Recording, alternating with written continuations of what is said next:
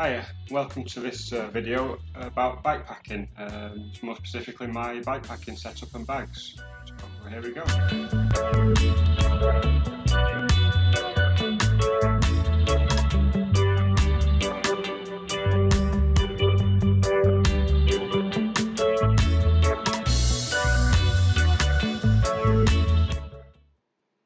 So in this video I'm going to be talking about my bags and my bikepacking setup that I've used on a recent trip to the Lake District in England. I've just recently made a video about this trip, so check that out if you want more details of the actual trip itself. It was a quick overnight loop of Windermere. But now I'm going to go into more detail, showing you the bags specifically that I was using on that trip. First though, I've not actually built my mountain bike up yet here. Still in its bag under the stairs. Not had a chance to use a long travel full suspension mountain bike anywhere nearby. So first things first, I'll quickly show you me building that up now.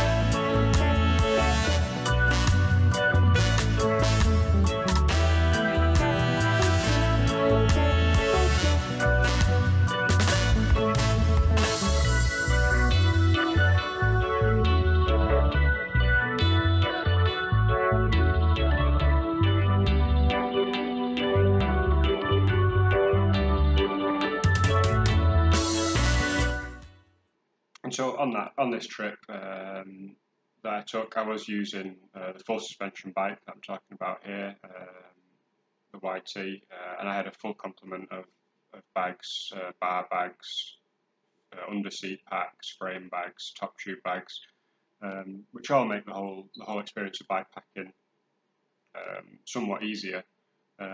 However, having all this equipment isn't necessary. I know some people look into bikepacking and they see all these fantastic setups for all this expensive equipment and think, oh well, I can never do that. I can't afford to buy all those things. I can't afford to buy a specialist bike to do bikepacking with. You know, I'd love to do it, but it's not something I can do. Well, that's not the case. And here I've got a sort of midway budget setup that we're going to look at later. But this is the first time I've used like a full dedicated bikepacking setup.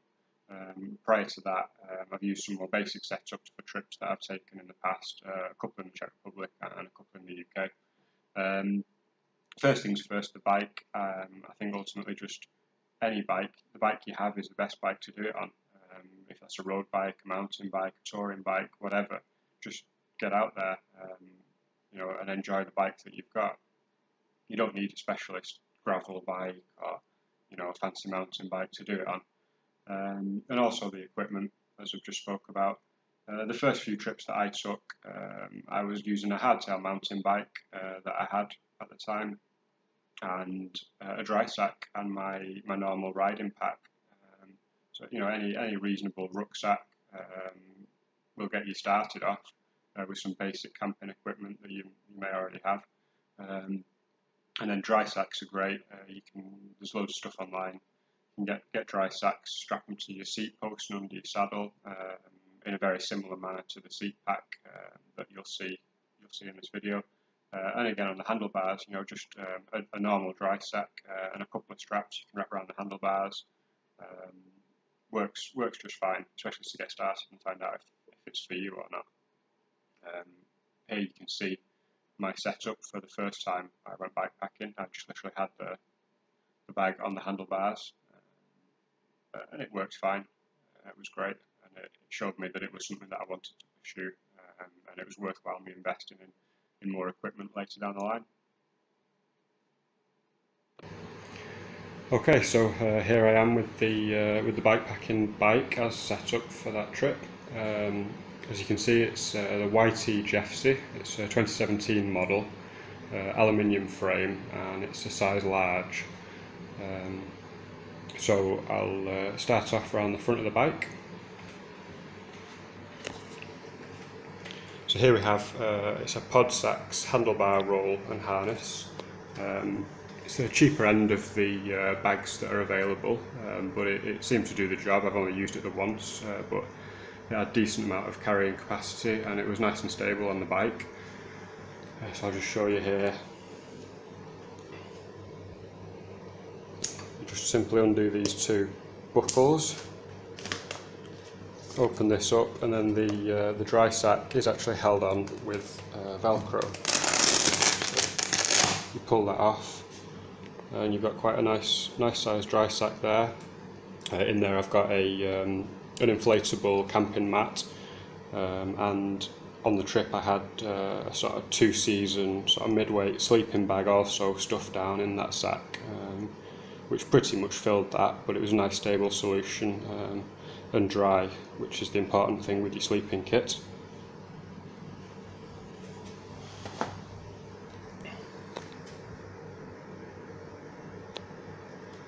There's also room on this harness. There's lots of bits of webbing, stuff like that to attach different accessories to.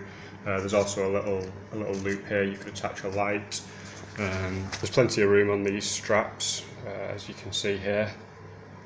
These buckles, they clip round the front and cinch it all down. Like I say, there is a lot of room in there. So on this trip I had my tarp tucked in the front there. It stayed nice and secure, and it was accessible, and obviously being a tarp, it didn't matter about it getting sprayed with any mud or water off the front wheel. That's kind of the idea behind it.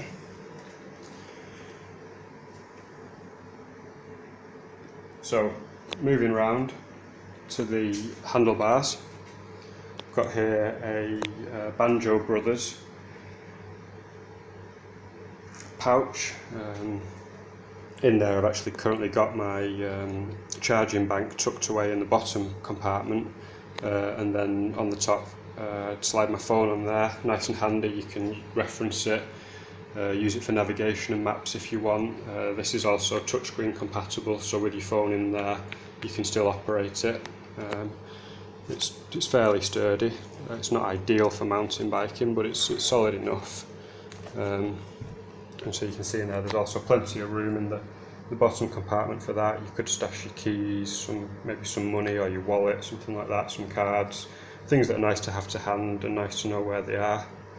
Yeah, and I do use that aside from bikepacking, just for general riding. Sometimes it's nice to have your phone handy.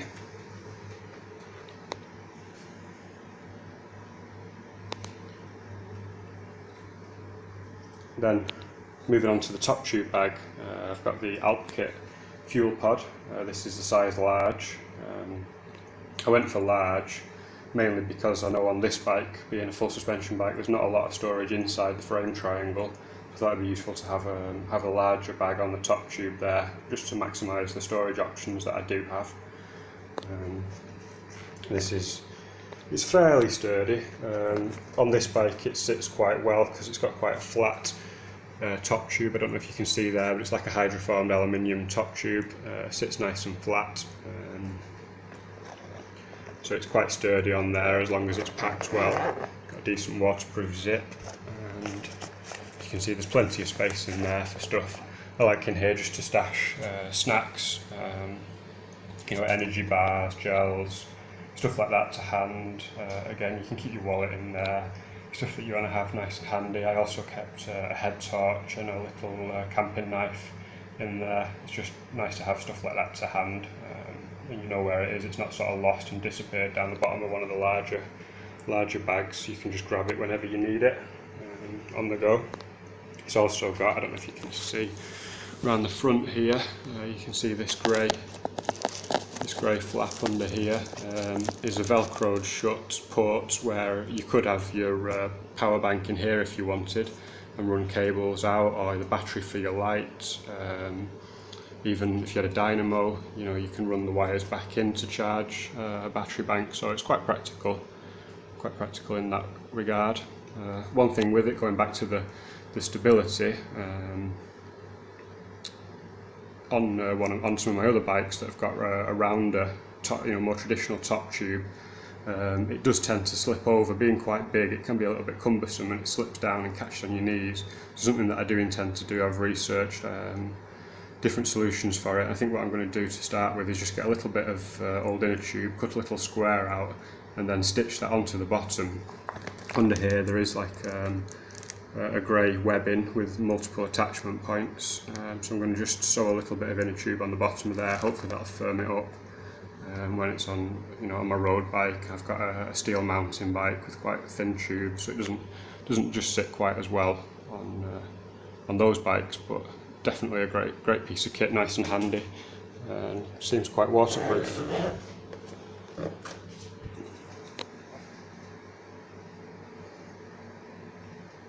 So moving down, as I've already said, full suspension bikes, you know, they're not the best for storage in the frame. You can't get a nice big frame bag in there. So I did a bit of research on this. Obviously, one thing is it has got the bottle cage bosses down here. However, with the shock there, you can only get a very small bottle in there with a side entry cage. But this is something that I probably will look into in the future. I know YT do have their own solution for this that you can buy when you buy the bike, but I'll do a bit more research and probably find a different solution. Unfortunately, it doesn't have any bottle cages on the underside of a down tube down here like some bikes. I guess it is kicked out there quite far forward. It's kind of in harm's way, you know, not far from the front wheel. It's already got a few dents and scratches in that, so maybe not the best place for a bottle, but maybe something to explore. What I did find though in my research was this bag from Blackburn. I've seen pictures on a few forums of it on various full suspension bikes, but particularly this one, and a couple of other high-end full suspension bikes. So that's why I went for this. It fits nicely in there above the shock. Nice little solution for some extra storage. In here I just had, if I can open it with one hand, I just had my my little rain jacket stuffed in, so that just simply opens up, and as you can see that's completely taken up by this rain jacket, which I thought it'd be nice. I didn't actually use it on the trip as the weather was very good, but I thought it's a good place to have it. It's on its own. It's one zip. I can just pull the jacket out. I know where it is. There's nothing else in there going to get disturbed if you know, if the weather's bad, if it's wet. But this is a great piece of kit and something that I probably will use in future, independently of the rest of the bikepacking setup. On shorter rides, it could, in conjunction with a bottle cage solution, it could mean that I wouldn't need to take a backpack, which would be nice. It's becoming more commonplace now for people to do stuff like that. As you can see in here, there's a reasonable amount of storage space. Took a multi-tool in that pouch at the back there. Maybe a small pump or CO2 canister, a tube, and some tyre levers, and you're set. So yeah, that's a nice little piece there. And then moving around to the back of the bike, we've got another one from Alp Kit. I'm quite a fan of their products. This is one of their seat packs. Didn't realise at the time, this pack actually, you can use it in conjunction with an aluminium extension that clamps onto your seat rails. Quite a tidy little setup, and that actually tucks in to the top of the bag. You can see there that grey line across the webbing is actually a flap, and these aluminium rails project from your seat rails back into that flap and stabilise the pack. And as I say, I didn't realise this at the time I purchased it, but it is something that I maybe look to get from Alp Kit in future, or make my own solution, something similar.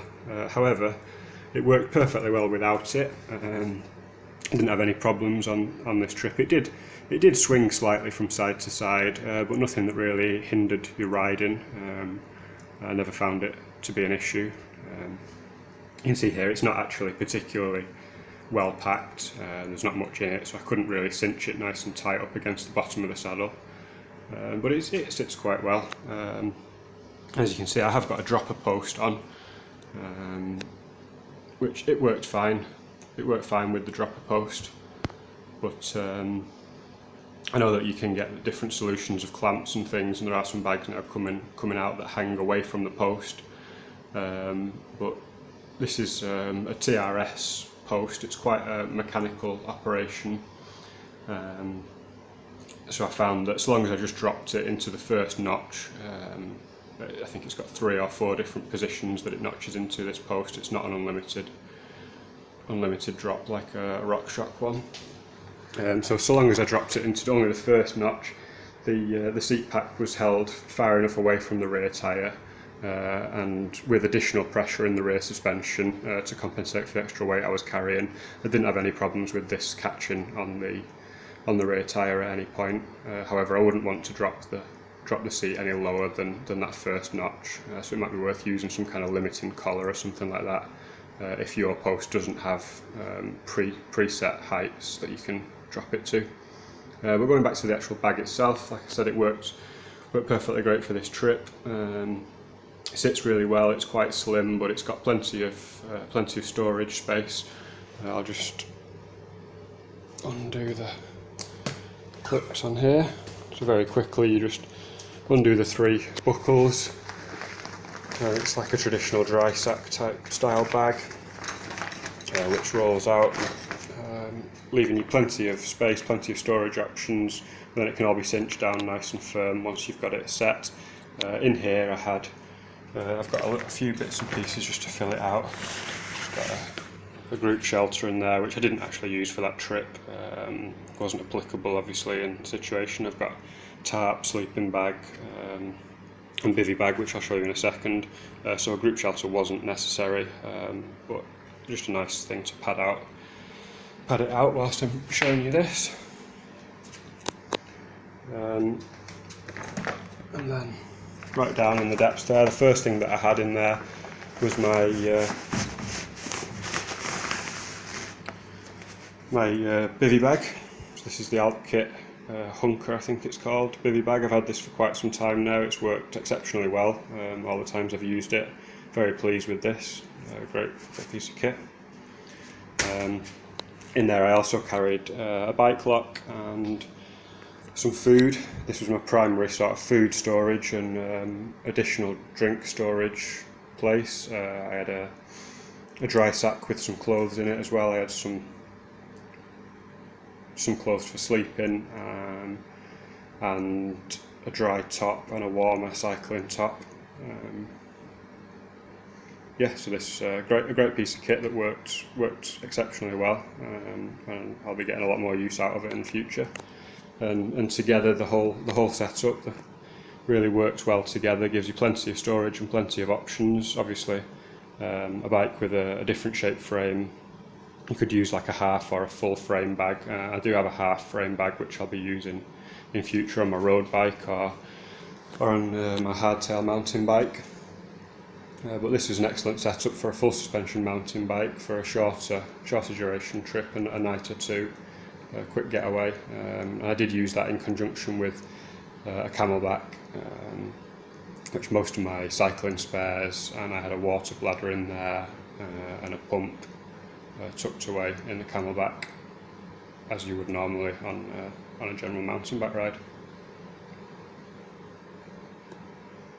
Okay, so that's an overview of all the bags, how I used them and how they work. That was a first trip with that setup, so I will be making modifications. I've learned stuff. I'll be doing things slightly differently next time, and also I'll probably be using a different bike, so I'll be changing things up a bit. I may do some more videos going into detail about different bikes and different sort of bag setups in future. So the bags that I was using were predominantly Alp Kit, which is a company that I've enjoyed using in the past, had great experiences with them and their products. No affiliation to the company. This is not some kind of advert. I like the stuff. It seems to work well, and I like the company's ethos and the way they do things. There's also a few bags on there that came from On One or Planet X. It's all one and the same. Now these bags, I thought I'd give them the benefit of the doubt. They were very, very, very good value for money. They were discounted and they were very cheap.